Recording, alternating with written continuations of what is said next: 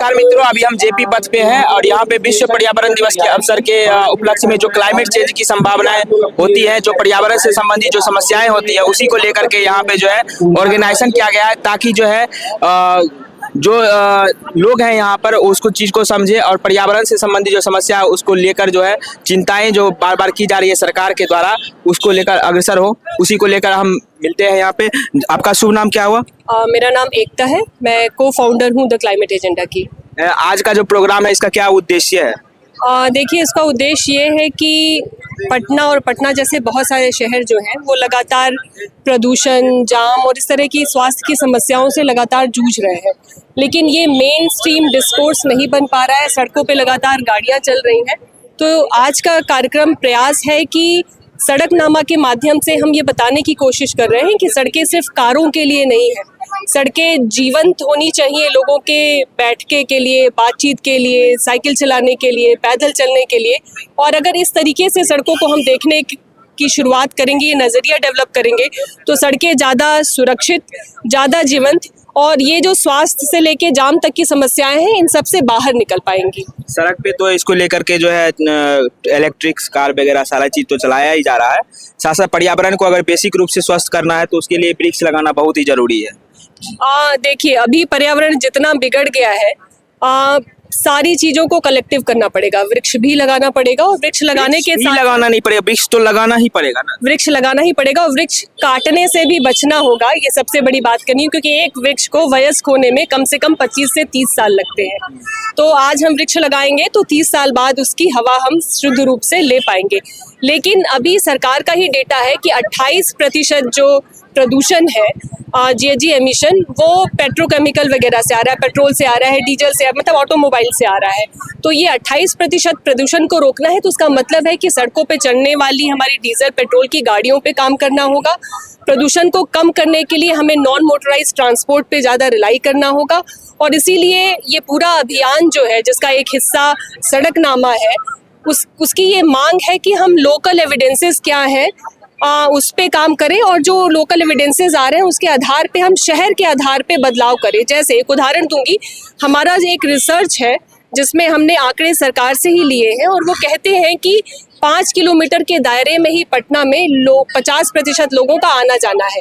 यानी इन 50% लोगों के लिए अगर फुटपाथ अच्छे बना दिए जाएं, साइकिल चलाने वाले पाथ अच्छे बना दिए जाएं, तो मुझे लग रहा है किसी भी कार या बाइक की ज़रूरत ही नहीं पड़ेगी। और दूसरा एक डेटा ये कहता है कि 2023-24 के दरमियान सड़क पे जो दुर्घटना में मरने वालों की संख्या है वो 109 थी और इन 109 मरने वालों में 98 लोग जो है वो पैदल चलने वाले थे। यानी हेलमेट लगाने वाले दुर्घटनाग्रस्त हो भी रहे हैं तो बच रहे हैं, लेकिन पैदल चलने वाले सुरक्षित नहीं है। 109 में 98 एक बड़ा आंकड़ा है। अधिकांश पर्यावरण को अगर सुरक्षित रखना है तो उसके लिए हमें खुद सतर्क, हमें खुद समझदारी होनी चाहिए, क्योंकि इसमें सरकार भी अधिकांश प्रयास करके क्या कर सकती है। उसमें एक डाटा ये भी बताता है कि अगर कहा भी गया था कि अमीर लोग इस चीज की गारंटी ले सकते हैं कि वो धन अर्जित कर सकते हैं बहुत ज्यादा, लेकिन इस चीज की गारंटी नहीं ले सकते हैं कि आने वाले समय में 2026 चल रहा है, आने वाले 2028 में जो इस पर्यावरण में वो जी रहे हैं, जिस ऑक्सीजन को ले पा रहे हैं, आने वाले समय में उनके बच्चे ले पाएंगे। इस चीज की गारंटी वह करोड़ों रुपया देकर भी नहीं ले सकते हैं। और इसका देखिए उदाहरण मैं आंकड़ों से ही ले रही हूँ, इसलिए क्योंकि उन्हीं आंकड़ों में सुधार के सॉल्यूशन के उपाय छुपे हुए हैं।